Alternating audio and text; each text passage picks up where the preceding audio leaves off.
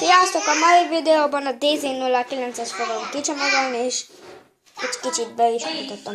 Na, itt van maga a készülék, és csomagolom, itt a készülék, erről kicsit később.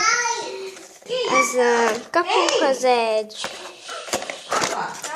ilyen csatlakozót, van maga a készülék, és kapcsoljuk. Itt a készülék, nem mindegy. Szóval akkor mit gondoltam magam, nem is fogom el bemutatni. Ez a kis okosóra.